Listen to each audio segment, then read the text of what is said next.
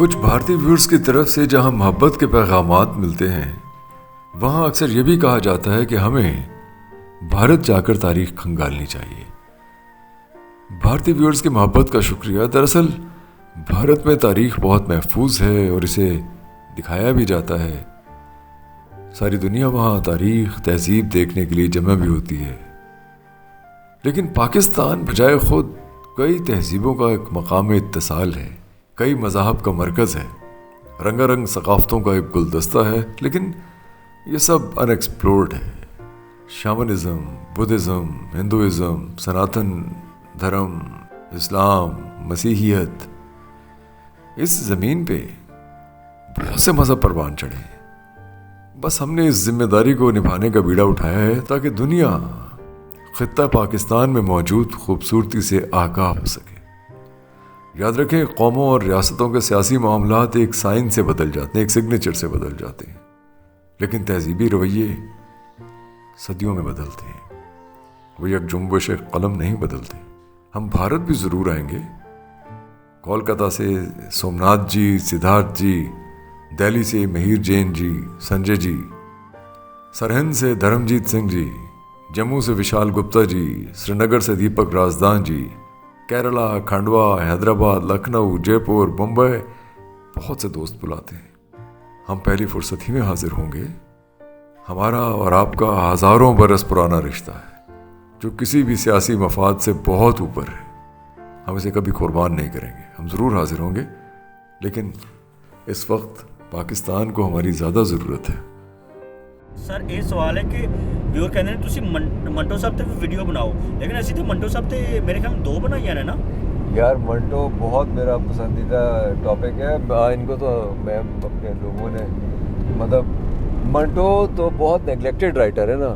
منٹو نو تے جان دی منٹو کون ہے گا، انہوں نے تو منٹو نو شراب اور طوائف اور ذکر محدود کر چڑھیا، ورنہ منٹو ایک لائیولی، ایک وٹی، ایک بہت، میں آپ کو بتاؤں اپنی نوجوانی میں تو اس نے رشین لٹریچر کے ترجمے کیے تھے، بہت پڑھا لکھا۔ اس کے انکل سیم کے نام جو خط ہیں وہی کیا بات ہے ان کی۔ پھر اس کے جو خاکے، وہ منٹو میں تو پوری سیریز بننی چاہیے اور ہم بنائیں گے، لیکن ہم نے دو ویسے بنائے ہیں۔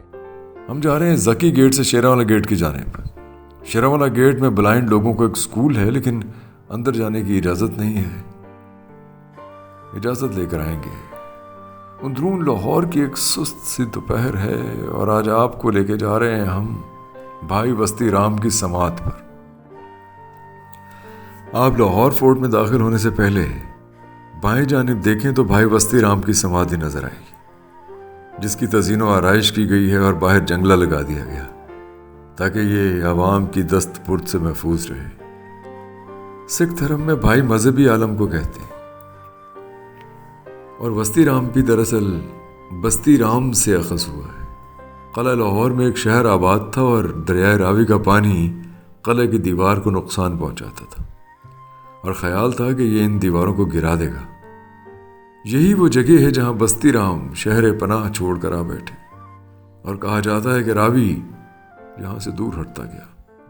میں کسی جیولوجیکل یا سائنٹیفک لاجک میں نہیں پڑھنا چاہتا، یہ قصہ ہے، یہ روایت ہے، میں جو کہ توں آپ کے سامنے پیش کر رہا ہوں۔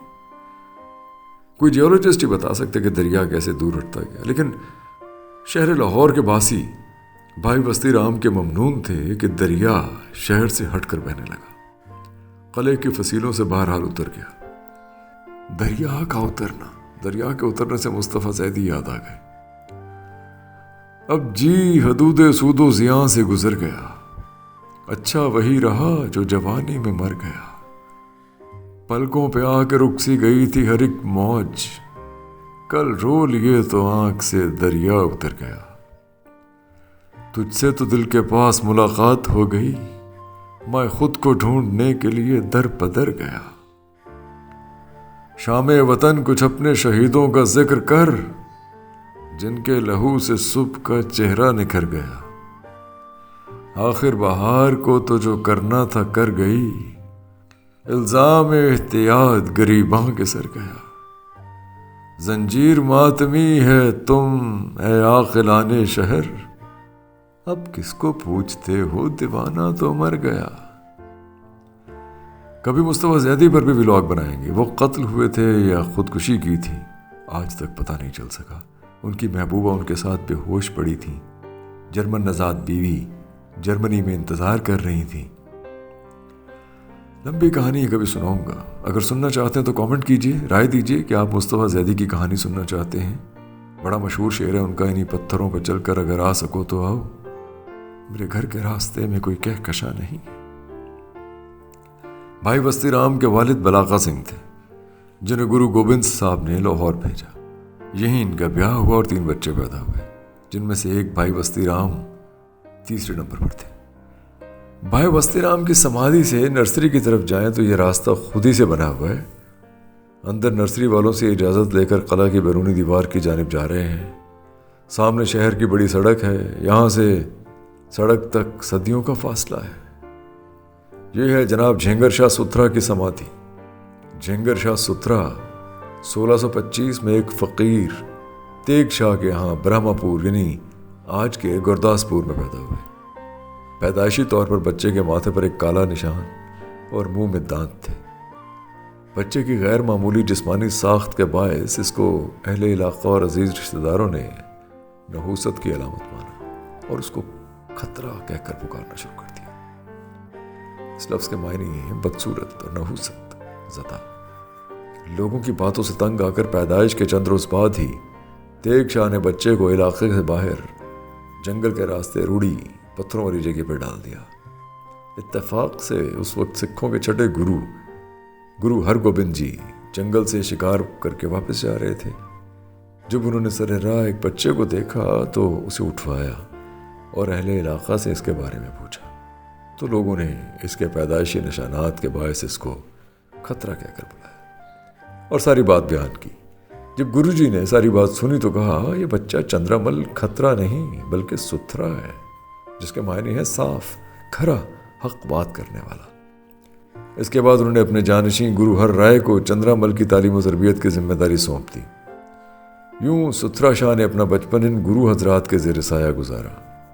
اورنگزیب عالمگیر کو بہت عزیز تھے. سرکاری مہر ہونے کے باعث انہیں طوائفوں سے تاجروں سے نذرانے بھی ملتے. ستھرے شاہی فقیروں میں کئی مذاہب کے لوگ شامل تھے. یہ فقیر ایک خاص طرز کی حجامت بنواتے, منہ پر رنگ ملتے جو عموماً کالے رنگ کا ہوتا. ہاتھوں میں ایک خاص طرز کے ڈنڈے پکڑے ہوتے, بازوؤں پر کڑے پہنتے. ستھرے شاہی فقیر کئی صدیوں تک ہندوستان کے مختلف علاقوں میں پائے گئے, حتیٰ کہ انگریز دور میں بھی بہت اہمیت کے حامل رہے. کسی زمانے میں دریا کا پانی قلعے کی اس دیوار سے ٹکراتا تھا.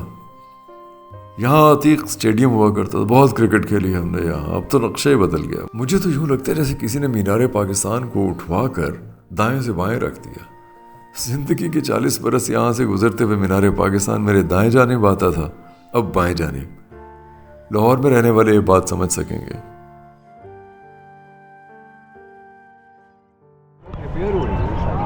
یہ بھلا کیا یہ کوئی جگہ جو کی حویلی کے پیچھے ہے. یہ دیوان عام کے ساتھ خرک سنگھ کی حویلی کے پیچھے والی جگہ. بادامی باغ بھی لاہور کا ایک گنجان آباد علاقہ ہے. لاہور کبھی باغوں کے اندر بسا ہوا ایک شہر تھا. اب بھی باغ کم نہیں, لیکن کچھ علاقے ایسے ہیں جہاں ہاؤسنگ کسی ضابطے اعتدال سے آگے نہیں بڑھی. باغ, مندر, دھرم شالے آبادیوں کے لپیٹ میں آ گئے اور نان فنکشنل ہونے کی وجہ سے گھروں کا حصہ ہی بن گئے. ہم نے وہ سب مندر ڈھونڈے ہیں, وہ دھرم شالے ڈھونڈے ہیں, لوگوں کو دکھائے ہیں, اپنی ویڈیوز میں دکھائے ہیں اور اب انہیں محفوظ کرنے کی ترغیب دے رہے ہیں. کچھ لوگ اعتراض کرتے ہیں کہ آخر مندروں کو اتنی اہمیت کیوں دی جا رہی ہے جبکہ بھارت میں تو مساجد کو ایسی محبت نہیں مل رہی. یہ ایک فرسودہ سوچ ہے اور بال والا کا مقصد اس سوچ ہی کو بدلنا ہے. بھارت کی زمین پر موجود عبادت گاہیں بھارت کا اثاثہ ہیں اور اگر بھارت اس اثاثے کا خیال نہیں کرتا تو یہ اس کا مسئلہ ہے. ہمارے لیے ہمارے خطے پر موجود ایک ایک نقش اہمیت کا حامل ہے. کیا آپ نہیں چاہتے کہ دنیا آپ کو ایک ایسی قوم سمجھے جو ہر مذہب کا احترام کرتی, جس کی زمین کئی بڑی بڑی تہذیبوں کا, قدیم تہذیبوں کا گہوارہ ہے, چاہے وہ ٹیکسلا یعنی تکشاسلا کی تہذیب ہے, گندھارا تہذیب ہے, ہڑپا موہنجوڈارو کی تہذیب ہے، وادی سندھ کی تہذیب ہے، مہر گڑھ کی تہذیب ہے. آپ اس قدیم تہذیب کے امین ہیں جہاں لوگ ساری دنیا چھوڑ کر سیاحت کے لیے آنا چاہتے ہیں، جہاں لوگ اپنی روٹس تلاش کرنے کے لیے آتے ہیں.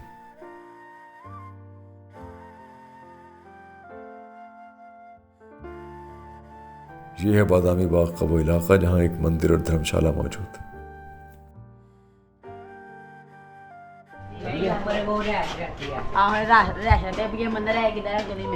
وہ آگے والا دکھا دو. یار بچے بڑا ہے کوئی بڑا گھر میں؟ پاپا کو بلا. بڑے بھائی ہیں. بہت خوبصورت مندر ہے یہ. اندر جانے کی بہت کوشش کی لیکن ورکنگ ڈے ہے، مرد حضرات روزگار کے ستم سہ رہے ہیں اور خواتین موجود ہیں. انہیں ہم اندر سے مندر دکھانے کا نہیں کہہ سکتے. یہ لڑکا خیر مدد کرے گا، اوپر جا کر ویڈیو بنائے گا. بہت ہی خوبصورت مندر ہے اور بہت گرینڈ.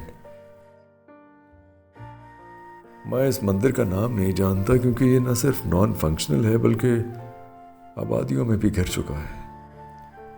بہت بڑے گنبد ہیں اس مندر کے. پچھلی گلی میں ایک دھرم شالہ ہے. ڈرتے ہیں، غریب ہیں، بیچارے ہمیں کدی خالی کر دو، ہم کہاں بھی جائیں گے. دوسری مین چیز ہے بیٹے، جس کے پاس ہے اس کو کوئی مسئلہ نہیں، جس پہ نہیں ہے اس کو تو بہت مسئلہ ہوتا ہے. چھوٹے چھوٹے بچے ہیں ان کے. صحیح، ایسے بھی فائدہ ہے. اگر اچھی جگہ دیں پھر تم کو فائدہ ہے. چلو اللہ کرے ٹھیک ہے تو اچھا کرے. ہاں جی، لڑائی سب کرنی سے آپ ڈفرینٹ ہے سر. سر 2 ڈیزائن ہے. علاقے کے لوگ انتہائی مخدوش عمارتوں میں رہنے پر مجبور ہیں. حکومتیں بنتی ہیں، بگڑتی ہیں، لیکن ان کی زندگی پر کوئی اثر نہیں ہوتا. دھرم شالہ کی بوسیدہ دیواریں خستگی سے چور، دیواروں میں جمود کا چور چھپا ہے. یہ لوگ کسی گمنام نظم کا وہ کردار دکھائی دیتے ہیں جن کے ہاں زندگی کا تصور کٹا پھٹا ہے. زندگی کا زہر تریاق مانگتا ہے. سکوت لہجہ، ادھوری آنکھیں، جمود سوچیں تیرا تصور. الفاظ بکھرے، مزاج مدھم، ناراض موجیں تیرا تصور. عذاب لمحے، خراج آہیں، برات خوشیاں، جہاد برہم، تمنا رخصت، دفن امیدیں، بے رنگ سوچیں تیرا تصور. جوان رنجش و درد تازہ، ادھار سانسیں جھلستا آنگن، ویران دامن اجاڑ پہلو، وہ تیری کھوجیں تیرا تصور. سوال عادت، جواب حکمت، علاج درشن، مریض اجلت، جمال مقصود، حسن مفقود، نگاہیں پوچھیں تیرا تصور. انجان راہیں، فریب باہیں، نقاب چہرے، سرد نگاہیں، ہمدرد بارش ہے دل کی خواہش، پلٹ کے لوٹے تیرا تصور. اسنام پتھر، قلوب پتھر، انائیں پتھر، انسان پتھر، سکون دل پر، نرم کلامی، گداز سوچیں تیرا تصور. زوال دوری، کمال جینا، محال سہنا، وبال کہنا، وہ تلخ لمحے زہر لہو میں، تریاق چاہیں تیرا تصور. مکین چاہتے ہیں کہ ان مندروں کو محفوظ کیا جائے. جگہ دے ہو بھائی، کوئی جگہ جہاں اس کو ہم نے کیا کرنا مندر لے کے. آج بھی یہ گرنا، کل جو گر جائے بچے لے کے. نہیں، یہ ہونا چاہیے. نہیں، وہ بتا رہے ہیں نا کہ ان کو جگہ مل گئی جہاں پہ ان کو مل گئی. بالکل. یہ کہاں پہ ملی جگہ؟ یہ بالکل ساتھ ہی ہے. یہ مطلب انہوں نے جگہ دی تھی، وہ اپنے داتا نگر، وہ کالونی بنی ہوئی داتا نگر بنی ہے نا ادھر. وہ جگہ نہیں تھی یونیورسٹی کے سامنے. یونیورسٹی کے سامنے، یہ لا دی جب دمی مندر یونیورسٹی کے سامنے بات نہیں تھی. ہم نے جگہ دے دی تھی، اس کے بدلے میں وہ گراؤنڈ بنا دیا ہے وہاں. اس کو نہیں دی. اچھا، اب یہ جو مندر ہیں ان کو محفوظ کرنا ہو، بارادری کو محفوظ کرنا ہو، تو آپ کی ڈیمانڈ کیا ہوگی کہ کیا تھی؟ تو جگہ کے اس کے بدلے میں جگہ دے دیں. اب آپ یہ اندازہ لگائیں، یہ چھوٹے چھوٹے کمرے ہیں بنے ہوئے. اب اس میں آپ یہ بتائیں کہ کتنے رہائشیں ہیں؟ 3 رہائشیں. 3 رہائشیں. तो वो जगह तंग नहीं है? बहुत तंग है, बहुत बहुत कम इसलिए जगह है। हमारा तो मकसद है कि हमें बाहर जगह दी जाए। हम ये नहीं कहते कि हम ये काबिज करके यहाँ बैठे हैं, ये नहीं, हमें इसके बदले में जगह दे दें। ਇਹ ਜਿਹਦਾ ਤੁਸੀਂ ਵਿਜ਼ਿਟ ਕੀਤਾ ਨਾ ਸਰ ਜੀ, ਇਹ ਹੈਗਾ ਸਾਡਾ ਮਹੱਲਾ ਮੰਦਰ ਧਿਆਨ ਸਿੰਘ, ਠੀਕ ਹੈ। ਇੱਥੇ ਸਨ 1947 ਤੋਂ ਸਾਡੇ ਵੱਡੇ ਆਏ ਨੇ। ਤੁਸੀਂ ਕਿੱਥੋਂ ਆਏ ਸੀ? ਜ਼ਿਲ੍ਹਾ ਅੰਬਾਲੇ ਤੋਂ, ਇੰਡੀਆ ਤੋਂ। ਅੰਬਾਲੇ ਤੋਂ? ਇਹ ਸਾਰੇ ਲੋਕ ਇੰਡੀਆ ਤੋਂ ਆਏ। ਇਹ ਸਭ ਨਹੀਂ ਇੰਡੀਆ ਤੋਂ ਆਏ ਨੇ, ਸਾਰੇ ਅੰਬਾਲੇ ਤੋਂ ਆਏ। ਜ਼ਿਲ੍ਹਾ ਅੰਬਾਲੇ ਤੋਂ, ਯਾਨੀ ਕਿ ਮੁਖਤਲਿਫ ਪਿੰਡ ਹੈਗੇ ਸੀ, ਛੋਟੇ ਛੋਟੇ ਕਸਬੇ ਸੀ, ਗਰੀਬ ਆਦਮੀ ਸੀ, ਉੱਥੋਂ ਛੱਡ ਕੇ ਆਏ ਨੇ। ਆਪਣਾ ਕਾਜ਼ਮ ਸਾਹਿਬ ਨੇ ਕਿਹਾ ਕਿ ਆਓ ਪਾਕਿਸਤਾਨ ਬਣਾਈਏ ਤੇ ਇੱਥੇ ਰਲ ਕੇ ਰਹੀਏ ਮੁਸਲਮਾਨ, ਤੇ ਅਸੀਂ ਰਲ ਕੇ ਰਹੇ ਹਾਂ ਤੇ ਇੱਥੇ ਦੇ ਇੱਥੇ ਹੀ ਰਹਿ ਗਏ ਹਾਂ। ਇੱਥੇ ਦੇ ਇੱਥੇ ਹੀ ਰਹਿ ਗਏ। ਚੌਧਰੀ ਬੰਦੇ ਸੀ ਨਾ, ਜਿਹੜੇ ਚੌਧਰੀ ਬੰਦੇ, ਉਹਨਾਂ ਨੇ ਜਾਂ ਸਰਦਾਰ ਬੰਦੇ ਜਾਂ ਮੀਆਂ ਫੈਮਿਲੀ, ਮੈਂ ਹੁਣ ਕਿਸੇ ਸਿਆਸਤ 'ਚ ਨਹੀਂ ਜਾਂਦਾ, ਜਿਹੜੇ ਵਡੇਰੇ ਸਨ ਉਹੀ ਵਡੇਰੇ ਨੇ। ਜਿਹੜਾ ਮਾੜਾ ਉਹ ਸ਼ੁਰੂ ਤੋਂ ਹੀ ਮਾੜਾ ਹੈ, ਉਹ ਮਾੜਾ ਹੀ ਰਹੇਗਾ। ਜਿਹੜਾ ਸ਼ੁਰੂ ਤੋਂ ਤਗੜਾ ਉਹ ਤਗੜਾ ਹੀ ਹੈ। ਤੇ ਅਸੀਂ, ਤੁਸੀਂ ਦੇਖ ਲਓ ਇੱਥੇ ਮਹੱਲੇ ਦੇ ਵਿੱਚ ਗਏ ਹੋ ਤੁਸੀਂ ਕਿ ਕਿਸ ਤਰ੍ਹਾਂ ਦੇ ਸਾਡੇ ਹਾਲਾਤ ਨੇ ਮਹੱਲੇ ਦੇ ਵਿੱਚ। ਟੁੱਟੇ ਫੁੱਟੇ ਮਕਾਨ ਨੇ, ਔਰ ਇਹ ਸਾਥੇ ਨੇ ਸਾਡੇ। ਪਾਕਿਸਤਾਨ ਨੂੰ ਚਾਹੀਦਾ ਹੈ ਸਾਥਾ ਸਾਡਾ, ਜਿਹੜੀ ਪੁਰਾਣੀਆਂ ਇਮਾਰਤਾਂ ਨੇ ਨਾ, ਇਹਨਾਂ ਦਾ ਖਿਆਲ ਕਰਨ। ਇਹਨਾਂ ਦੇ ਵੀ ਅਸੀਂ ਰਹਿ ਰਹੇ ਹਾਂ ਤੇ ਅਸੀਂ ਕਿੱਥੇ ਜਾਵਾਂਗੇ? ਇੱਥੇ ਹੀ ਪੈਦਾ ਹੋਏ ਤੇ ਇੱਥੇ ਦੱਬ ਕੇ ਮਰ ਜਾਣਾ ਸੀ।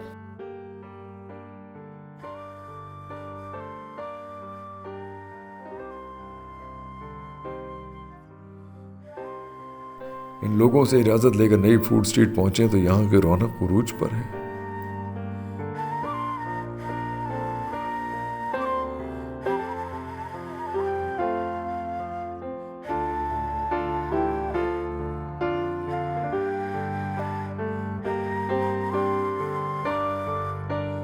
सर्दी है लेकिन एक सैरे हवस व तमाशा सो वो कम है हमको। ये एक बाल वाला फैन है, अपनी ज़िंदगी की कहानी सुनाना चाहती है। ज़िंदगी में गिरकर खड़ा होने वाले की दास्तान हकीकी दास्तान होती। माँ बाप का हम लोग अभी बहुत छोटे थे, मेरे पेरेंट्स की अलहदगी हो गई थी, तो उनकी जो अलहदगी हुई, हमें शुरू से, मुझे हम फैमिली को पूरा प्यार नहीं मिला। जब मैं 3rd नंबर पे हूँ, I am the 3rd one, मेरे से एक छोटा भाई है। जब बाबा थे हमारे साथ तो हमारी अम्मा हमारे साथ नहीं थी। फिर जब बाबा चले गए तो अम्मा आई।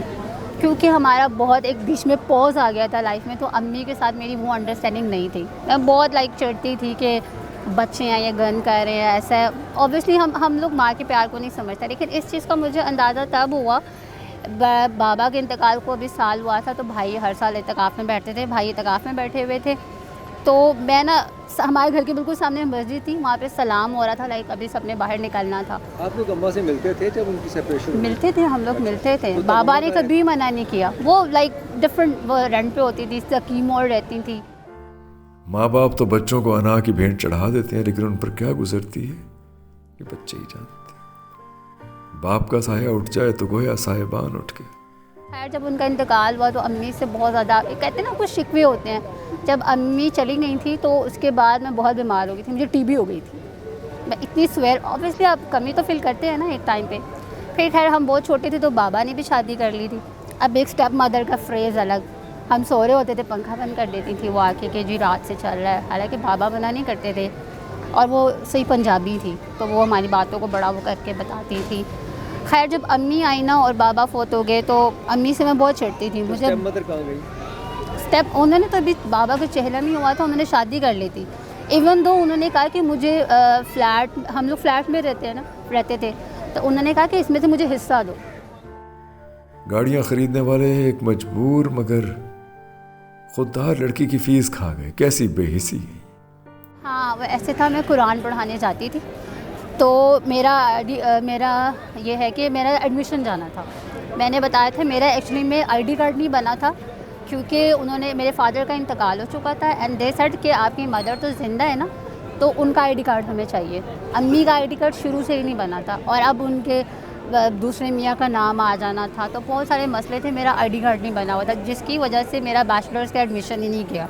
अब उससे पहले ऐसा हो रहा था 2 महीने पहले से मेरे साथ कि मैं पढ़ाती थी वहाँ पे, कुरान पढ़ाती थी, उन्होंने मुझे फ़ी नहीं दी। उन्होंने तब गाड़ी ख़रीदी थी उसी महीने, और उन्होंने मुझे फ़ीस नहीं दी। उन्होंने कहा कि भाई हमारे हालात बहुत टाइट हैं बेटा, प्लीज़ अगले महीने ले लेना इस तरह। तो मैंने कहा ठीक है। नेक्स्ट मंथ भी उन्होंने ऐसे ही किया। तो मैं रास्ते में आ रही, मुझे इतना बुरा लग रहा था कि क्यों हमारे साथ ही क्यों। اگر آپ گاڑی خرید سکتے ہیں تو میری کچھ اماؤنٹ کی فی تو آپ پے کر سکتے ہیں نا. ظاہر ہے آپ کو 40 لاکھ روپے تو لے نہیں رہی ہو. 40 لاکھ کی گاڑی میرے تو اتنی فی نہیں ہے نا, تو وہ 3 بچیاں تھیں جنہیں میں پڑھاتی تھی. اچھا خدا نہ خواستہ کبھی ایسا تو نہیں ہوا کہ آپ کو زندگی کی بیسک نیڈس کی وجہ سے محروم رہنا پڑا ہو, جیسے بھوکا رہنا پڑا ہو یا کچھ؟